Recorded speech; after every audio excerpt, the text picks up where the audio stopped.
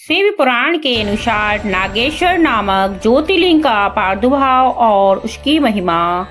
सूत जी कहते हैं, ब्राह्मणों, अब मैं परमात्मा शिव के नागेश नामक परम उत्तम ज्योतिर्लिंग के आविर्भाव का प्रसंग सुनाऊंगा। दारुका नाम से प्रसिद्ध कोई राक्षसी थी जो पार्वती के वरदान से सदा घमंड में भरी रहती थी। अत्यंत बलवान राक्षस दारुक उसका पति था। उसने बहुत से राक्षसों को साथ लेकर वहां सत्पुरुषों का संहार मचा रखा था। वह लोगों के यज्ञ और धर्म का नाश करता फिरता था। पश्चिम समुद्र के तट पर उसका एक वन था जो संपूर्ण समृद्धियों से भरा रहता था। उस वन का विस्तार सब ओर से 16 योजन था। दारू का अपने विलास के लिए कहा जहाँ जाती थी वही भूमि, वृक्ष तथा अन्य सब उपकरणों से युक्त वह वन भी चला जाता था। देवी पार्वती ने उस वन की देख रेख का भार दारुका को सौंप दिया था। दारुका अपने पति के साथ इच्छानुसार इसमें विचरण करती थी। राक्षस दारुक अपनी पत्नी दारुका के साथ वहां रहकर सबको भय देता था। उससे पीड़ित हो गई प्रजा ने महर्षि औवर्क की शरण में जाकर उनको अपना दुख सुनाया। औवर्क ने शरणागतों की रक्षा के लिए राक्षस को यह साफ दे दिया कि ये राक्षस यदि पृथ्वी पर प्राणियों की हिंसा या यज्ञों का विध्वंस करेंगे तो उसी समय अपने प्राणों से हाथ धो बैठेंगे। देवताओं ने जब यह बात सुनी तब उन्होंने दुराचारी राक्षसों पर चढ़ाई कर दी। राक्षस घबराए, यदि मैं लड़ाई में देवताओं को मारते तो मुनि के शाप से स्वयं मर जाते और यदि नहीं मारते तो पराजित होकर भूखे मर जाते। उस अवस्था में राक्षसी दारुका ने कहा, भवानी के वरदान से मैं इस सारे वन को जहाँ चाहूँ ले जा सकती हूँ। यूँ कहकर वह समस्त वन को ज्यों का त्यों ले जाकर समुद्र में जा बसी। राक्षस लोग पृथ्वी पर न रहकर जल में निर्भय रहने लगे और वहाँ प्राणियों को पीड़ा देने लगे। एक बार बहुत सी नावें इधर आ निकली जो मनुष्यों से भरी थीं। राक्षसों ने उनमें बैठे हुए सब लोगों को पकड़ लिया और बेड़ियों में बांधकर कारागार में डाल दिया। वे उन्हें बारंबार धमकियां देने लगे। उनमें सुप्रिय नाम से प्रसिद्ध एक वैश्य था जो उस दल का सरदार था। वह बड़ा सदाचारी, भस्म रुद्राक्षधारी तथा भगवान शिव का परम भक्त था। सुप्रिय शिव की पूजा किए बिना भोजन नहीं करता था। वह स्वयं को तो शंकर का पूजन करता ही था। बहुत से अपने साथियों को भी उसने शिव की पूजा सिखा दी थी। फिर सब लोग नमः शिवाय मंत्र का जाप और शंकर जी का ध्यान करने लगे। सुप्रिय को भगवान शिव का दर्शन भी होता था। दारुक राक्षस को जब इस बात का पता लगा तब उसने आकर सुप्रिय को धमकाया। उसके साथी राक्षस सुप्रिय को मारने दौड़े। उन राक्षसों को आया देख सुप्रिय के नेत्र भय से कातर हो गए। वह बड़े प्रेम से शिव का चिंतन उनके नामों का जाप करने लगा।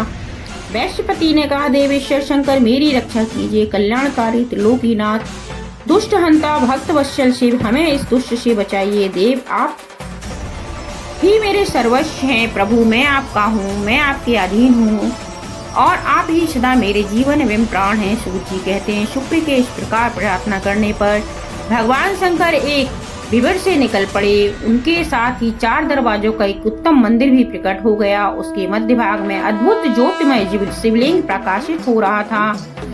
इसके साथ शिव परिवार के सब लोग विद्वान थे। सुप्रिय ने उनका दर्शन करके पूजन किया। पूजित होने पर भगवान शंभु ने प्रसन्न हो स्वयं पशुपातास्त्र लेकर प्रधान राक्षसों, उनके सारे उपकरणों तथा सेवकों को भी तत्काल ही नष्ट कर दिया। उन दुष्ट हंता शंकर ने अपने भक्त सुप्रिय की रक्षा की। तत्पश्चात अद्भुत लीला करने वाले और लीला से ही शरीर धारण करने वाले शंभु ने उस वन को यह वर दिया कि आज से इस वन में सदा ब्राह्मण, क्षत्रिय, वैश्य और शूद्र इन 4 वर्णों के धर्म का पालन हो। यहाँ श्रेष्ठ मुनि निवास करें और तमोगुणी राक्षस इसमें कभी ना रहें। शिव धर्म के उपदेशक, प्रचारक और प्रवर्तक लोग इसमें निवास करें। सूत जी कहते हैं, इसी समय राक्षसी दारुका ने दीन चित्त से देवी पार्वती की स्तुति की। देवी पार्वती प्रसन्न हो गई और बोली, बताओ तेरा क्या कार्य करूं?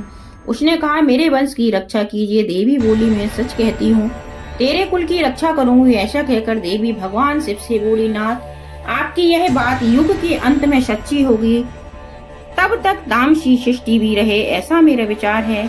मैं भी आपकी ही हूँ, आपके ही आश्रय में रहती हूँ, अतः मेरी बात को भी प्रमाण सत्य कीजिए। यह राक्षसी दारुकी देवी है, मेरा ही शक्ति है और राक्षसियों में बलिष्ठ है। अतः यही राक्षसों के राज्य का शासन करे। ये राक्षस पत्नियां जिन पुत्रों को पैदा करेंगी वे सब मिलकर इस वन में निवास करें, ऐसी मेरी इच्छा है। शिव बोले, प्रिय, यदि तुम ऐसी बात कहती हो तो मेरा यह वचन सुनो। मैं भक्तों का पालन करने के लिए प्रसन्नता पूर्वक इस वन में रहूंगा। जो पुरुष यहाँ वर्ण धन के पालन में तत्पर हो, मेरे प्रेम पूर्वक मेरा दर्शन करेगा, वह चक्रवर्ती राजा होगा। कलयुग के अंत और सतयुग के आरंभ में महासेना का पुत्र वीरसेन राजाओं का भी राजा होगा।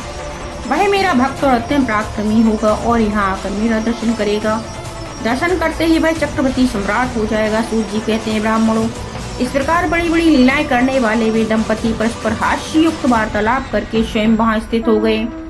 ज्योतिलिंग स्वरूप महादेव जी वहां नागेश्वर कहलाए और शिवा देवी नागेश्वरी के नाम से विख्यात हुई।